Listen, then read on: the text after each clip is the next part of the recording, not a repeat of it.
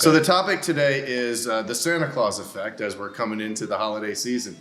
This is a well-known thing, Wall Street legendary and so forth. In general, the odds do favor the holiday season to end well with stock prices. Yeah, there are a lot of folks that have been taught that, good investing means swinging for the fences, but the three of us know a bit of a different story to that.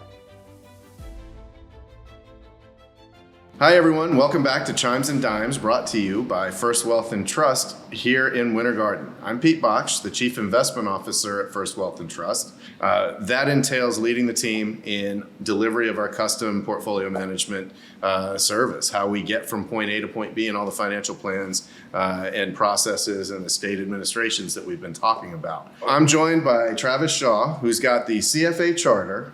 Yes. What does that mean, Travis?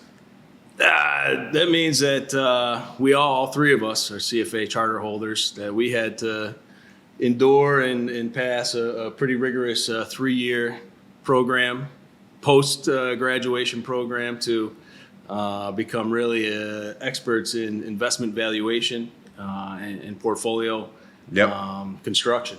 Yeah, and that benefits our whole process. We're going to be getting into that stuff a little bit more later as well.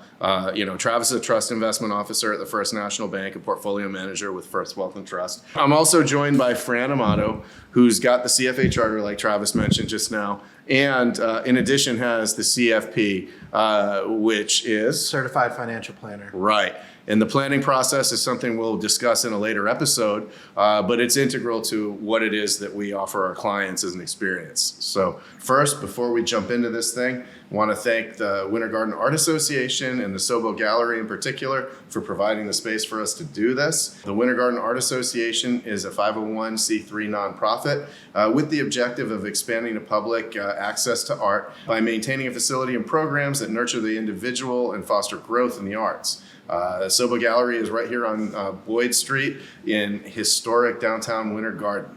So the topic today is the Santa Claus Effect as we're coming into the holiday season. This is a well-known thing, Wall Street legendary and so forth, and all of the old lore that toward the end of the year, portfolio managers seem to, do a little what's called window dressing, and they change their allocations to different stocks, their exposures to different stocks. And December generally tends to wind up being a good month in the market from a seasonal perspective. Am I right? Would you add anything, guys? Feels that way. Yeah, good end to the year usually. Usually, yeah. 2018 aside, which was a bad December, I think that was the worst one on record, but we don't need to spend too much time talking about it. It's an anomaly, it's an outlier. But in general, the odds do favor the holiday season to end well with stock prices.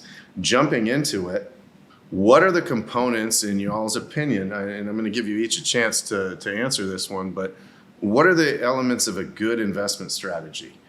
Fran, you want to kick it off?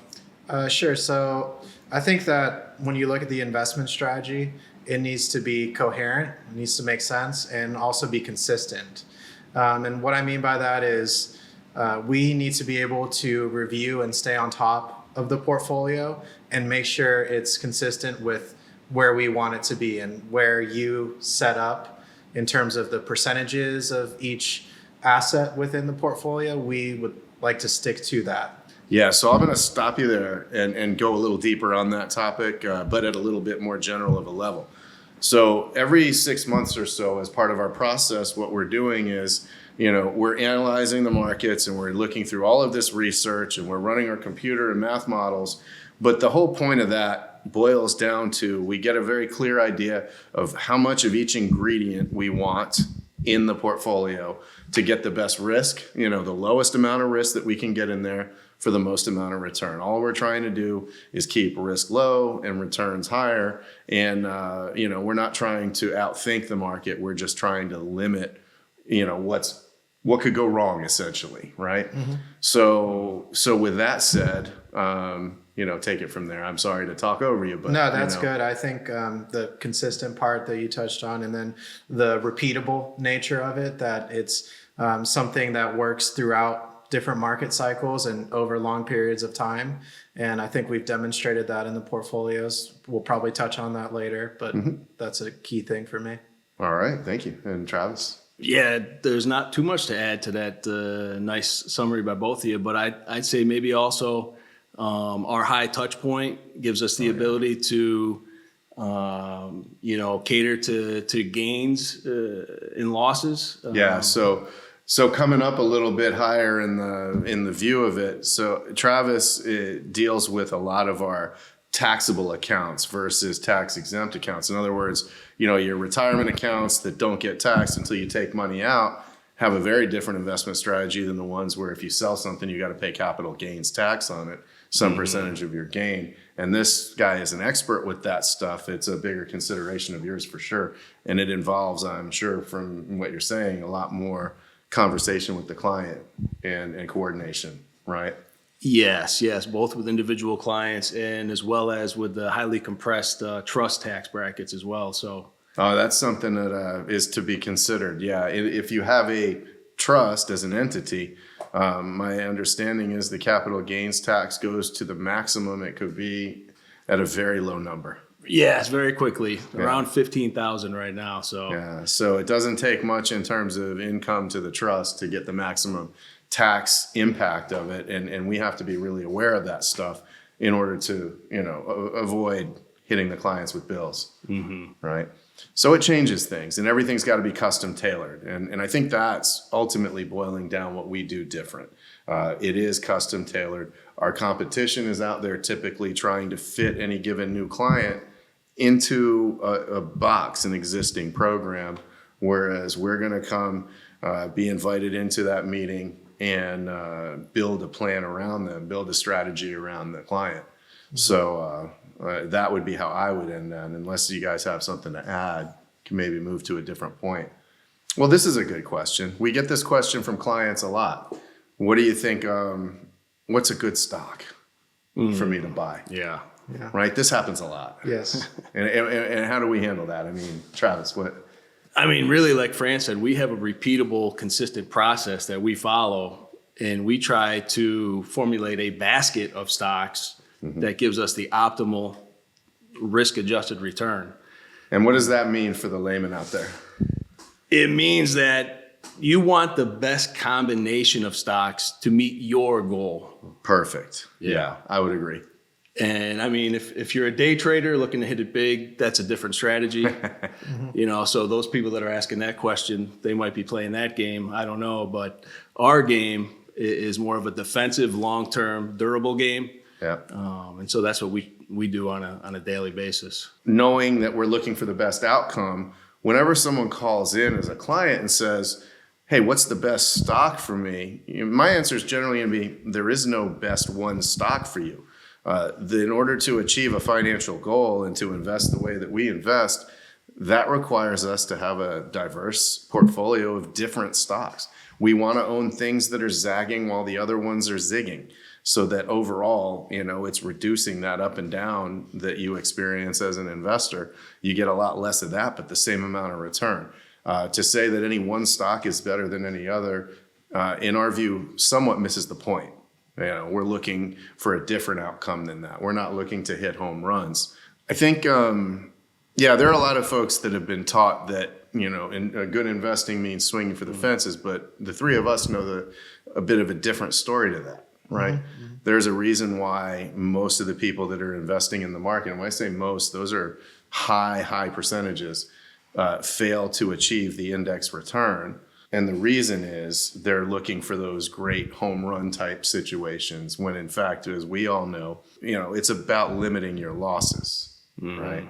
Mm-hmm. Lose better. Lose better. Yeah, exactly. Mm-hmm. And I'm going to give you all an example of that. So in the year 2022, calendar year return between January 1st and December 31st was about minus 20%. So the market lost about 20%. It was a bear market. That actually means that in order to get back to break even, anyone that was invested in the S&P 500 index needed to get about a 22% return to break even. Our stock composite, and these are real returns, on average generated a decline of only about 9%. And it's not because we were really, really smart or really, really great at picking them. It's because we're good at limiting the risk. So our clients that were in that portfolio had to come back with an 11% return in order to break even. Much easier to achieve, much less of a bumpy ride. And that's what we're trying to provide for the clients, is that lower amount of bumpiness in the ride. Exactly. Yeah, and you don't even need to take too much of a active approach, I would say, in terms of actual trading. You know, we're not trading in and out all the time. We do make changes throughout the year, but it doesn't require something that you're being really active in. It's a long-term thing. Agreed, 100%. To your point, you know, Fran mentioned something really good here. We only really actively trade twice per year whenever we decide to rebalance our idea of what a great portfolio looks like in terms of that risk and return, that Travis had mentioned. So we do that only twice a year, and it's generally not a big change unless, some of the key news items come out where something changes for a company.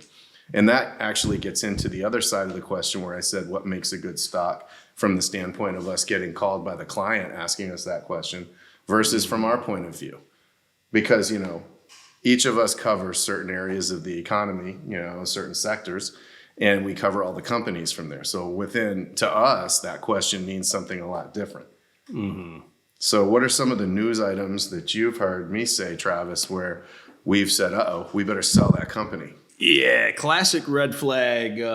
If someone who spent 30 years seeing their family 2 hours a month all of a sudden wants to spend more time with their family. Like the CFO or the CEO of a public company. Yes, one of these types. That's a big red flag. Yeah. We tend to sell immediately at least half a position when we hear that news. Yeah, unless it was expected. If it was part of a succession plan, that's a different story. Yes. But that's a good one. Any of the other ones? Sometimes a severe decline in the stock price, and there's a trend downwards where it's outperforming its peers and other companies are doing well, but they seem to be lagging behind. We'll sort of take a closer look and have a discussion at that point and see what's behind that. That's part of it as well. Yeah, that's a good one. I mean, in general, we are active in the sense that we're watching these things. We get together as a team and talk about any of the situations as they arise. It comes down to the fact that no one individual really knows. No one knows. We're making educated guesses. We're forecasting. We're trying to interpret what's going on with the company's earnings or, what they're saying, what the news are. But at the end of the day, there's nothing that guarantees any of those analytics are correct. So we have to kind of use experience, consensus within ourselves using our process that's been proven over decades, really. I've been at the bank 12 years, and this process was in effect before I came. Over the years, since becoming chief investment officer, I have refined it a little bit, but it is the same thing that was going on for generations ahead of me in this organization. So it's an evolution of the same thing. Intellectual foundations. That would be a good one. What are the intellectual foundations behind what we do? Curiosity's got to be core. You got to have a constant hunger to learn and to stay on top of things because things are dynamic. They're always changing. So you have to use your foundational principles and then also combine that with a never-ending, thirst for knowledge and improvement. Yeah. That's a good one. I have one as well, which is that you don't always have the ability to know or need to know what's happening. And that is, don't try to think that you know what's happening in a company or in a sector or an industry. Just take it like it is and process that. But, you're not going to be smarter than the market or the people inside the company. Yeah, that makes a lot of sense. And that is core to our philosophy. Yeah. In terms of where I approach it from the level of the strategy, the intellectual foundations were as far back as the 50s being laid in academic papers. And they were basically leaning investors toward making that same sort of choice that we make to reduce risk. And it was as far back as then. And they've been modified over the years, including the way that we're using it to essentially lower the risk in portfolios for clients. And we will tell clients as well, there's no point in taking risk that you don't have to. Yeah. So if somebody came to you and they're already 99% to their financial goal, what are you going to tell them? They just stay right where you are. You're on track. Yeah, you're on track. Stay in bonds, stay in cash. Yeah. You don't need to have the risk exposure. In terms of performance, I've got in here, how do we measure the performance is an interesting question to ask. So how do we measure performance? And then after we answer that, we'll go into the client side of things. So performance, we compare the portfolio return to what we call an index. Without going into the specific breakdown, it's essentially what the portfolio should do over a period of time. And we are comparing it over longer periods of time as well. So 5, 10 years and beyond, that's when you get a real comparison of where the portfolio should be. Yeah. And then, I don't know if you have anything to add. Oh, maybe more of a qualitative, if you will, outcome.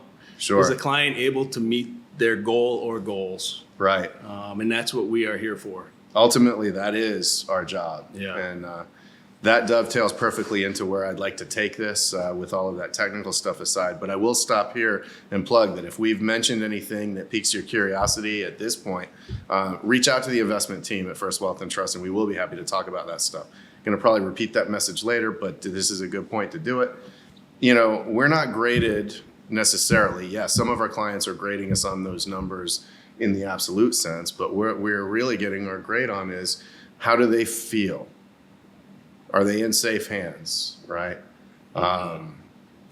Do they feel like they're achieving their financial goals? Do they feel like they're on track to doing that? Do they feel like they're, getting a value out of it and good advice and good treatment? Mm-hmm. And I know that we all have some stories. I'm going to illustrate one, and then I'm going to turn it over to each of you.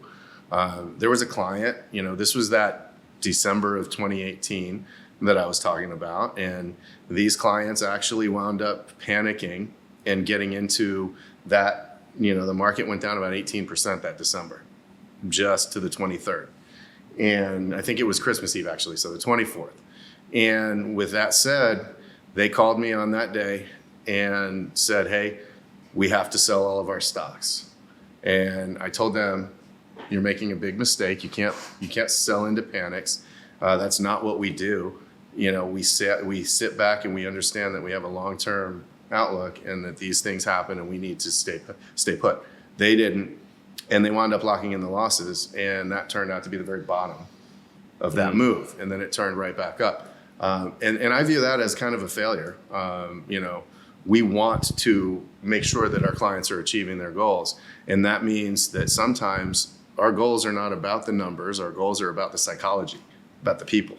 In fact, all the time, our goals are about the psychology and about the people. I wish I would have been able to talk them into it, but they were the one client that I couldn't, and I'll carry that one. You got any stories like that, either of you guys? Mm-hmm. Yeah, I do. Educating them, our clients, about the investments in the portfolio is a huge part of the job, I think. And when we're going into these meetings, what I've seen is very interesting. When you sit down with someone that's been a client for 1 or 2 years versus 15 or 20 mm-hmm. years, there's a huge difference in how they sit there and look at the report. The client that's been there for 15 to 20 years will just generally maybe look at the top number. Is my portfolio still growing? Mm-hmm. Yeah, the numbers look good, because over the years, we've educated them on how it's supposed to work, and there's been a lot of work ahead of that. And then the newer clients, you're teaching them, how the portfolio works and things like that. So that's how I know it's working. Yeah, to both of your points, I think a successful portfolio really comes down to a successful relationship. When over time we can build that trust in that relationship and we can influence positive decisions. Yeah, that's great. Yeah, I would say that's core to what we do. And it is our ultimate job, is to make sure that our clients are on the right track and that they feel good, that they feel like they're in safe hands. Mm-hmm. That's why we're constantly, to your point from earlier, evolving, getting better, getting new credentials and advancing our educations. And everyone, by the way, in this organization, whether it's on the administration side or on the investment side, has been on that same sort of path of lifelong learning, because in order for us to stay competitive in this business and continue to offer value, we have to be doing that. If we're not evolving, we're not competing. So yeah, we talked about individual stocks a little bit, but how exactly do you come up with the ones that are in the portfolio, and what's your process related to that? Yeah, that's a great point. Big oversight on my part, actually. We don't start at the individual stock level, as you know. It starts with a view of the economic cycle, the ups and downs, and we want to get a read for where we're at there. And then from within that, we know, for example, if we're seeing ourselves that all of the indications point toward we're at a kind of top of an economic cycle and that there's a potential recession on the horizon, where the economy is going to shrink. Certain sectors are going to perform differently, so we weight them differently. But as far as the individual ingredients go, the individual stocks, once we know how we want the sectors to be, or the segments of the economy, we're going to find out what are the best stocks. So what is the best, technology stocks? What are the best material stocks? What are the best financial stocks? And they all have different criteria, but we use a method of analyzing their fundamentals. In other words, how their earnings outlook is. What does their financial statement reporting look like over time? Are they getting stronger? Are they getting weaker? And we're going to compare all those companies and rank them, and we're only wanting to be looking at the best ones. And from those, we pick our portfolio. But they're monitored also on an ongoing basis. And I know I mentioned at some point that we each cover different sectors. So for instance, he covers financials and he covers healthcare. They have very different characteristics, those types of companies, in what makes a good company within that sector. And as we're specialists looking at this stuff, we become pretty intimately familiar with what's going to work and what's not. Does that give us an edge? Maybe. Again, we can't tell you for certain, but we can tell you that the over time results have proven that, the risk is reduced by doing it that way. So earlier you mentioned, that ultimately all of this portfolio management, all these processes and things that we've been discussing that are kind of technical, really boil down to the relationship with the client. And that is so true. I think that, one of the benefits of working with us is if you want to talk to your portfolio manager and pick up the phone and call us, or come into the office and see us, and we're going to be able to accommodate that. We're going to be happy to meet with you or talk to you. Not sure that that's the case elsewhere. It probably is at some of our competitors, but it's certainly the culture here at First Wealth and Trust.